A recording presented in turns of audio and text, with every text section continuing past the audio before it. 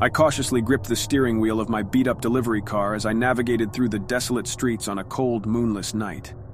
The wind howled eerily, sending shivers down my spine. My hands were clammy, but it wasn't just the chilling weather that had me on edge. It was the task that lay ahead, a delivery to the infamous, long-abandoned Blackwood Manor. Legend had it that the Blackwood Manor was haunted by the vengeful spirits of its former occupants.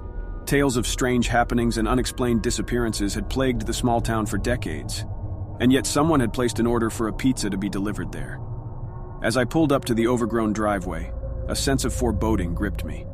The only source of light came from the dim glow of a flickering street lamp, casting eerie shadows that danced on the worn cobblestone path leading to the front door. I gulped, my heart pounding in my chest, but I couldn't bring myself to abandon my duty. I grabbed the pizza box and stepped out of the car, my eyes scanning the darkness for any signs of movement.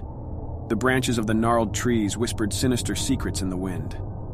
I hesitated for a moment before reaching into the back seat to retrieve a bone-chilling accessory, a skeletal mask. Slipping the mask over my face, I felt an odd mixture of excitement and terror.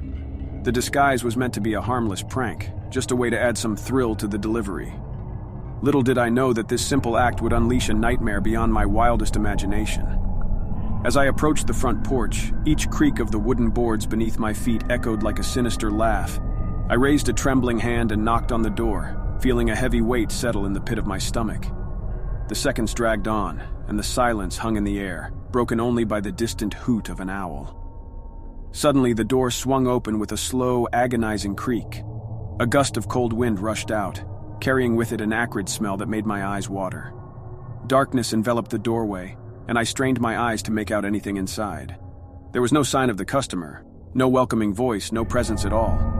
My unease deepened, but I reminded myself that it was just an empty house, a place inhabited only by the ghosts of fear and superstition. I stepped forward, my footsteps hesitant, and entered the abyssal darkness.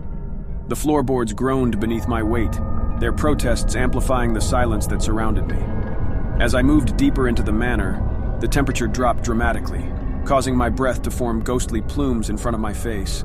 I could feel eyes on me, an unseen presence that sent chills cascading down my spine. My heart raced, pounding so loudly in my ears that it drowned out any other sound. Then, out of nowhere, the flickering light of a single candle illuminated the room, casting eerie shadows that danced along the cracked, peeling wallpaper. My pulse quickened as I saw something move in the corner of my eye. A figure, shrouded in darkness, standing motionless at the end of the hallway. Fear gripped me like icy fingers around my throat, but curiosity pushed me forward.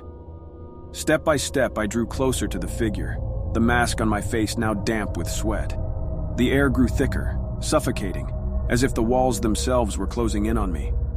As I reached the end of the hallway, the figure came into full view. A specter, its pale face etched with sorrow, hollow eyes staring into the abyss. A wave of terror crashed over me, but I couldn't tear my gaze away from the ghostly apparition. Suddenly, the figure extended a bony finger, pointing at me with a chilling certainty. Its voice, a tortured whisper, echoed through the darkness. "You shouldn't have come here," it hissed, sending a shockwave of dread through my entire being. I turned to flee, but my legs felt like lead, my body paralyzed by an unseen force. Panic consumed me as the figure advanced, its ghostly form enveloping me in an icy embrace. The world around me blurred, my vision fading into darkness, as I became just another lost soul in the never-ending nightmare of Blackwood Manor.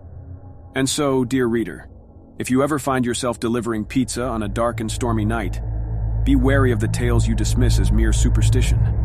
For sometimes the most bone-chilling horrors are lurking just beneath the surface, waiting for an unsuspecting traveler to stumble upon their haunted realm.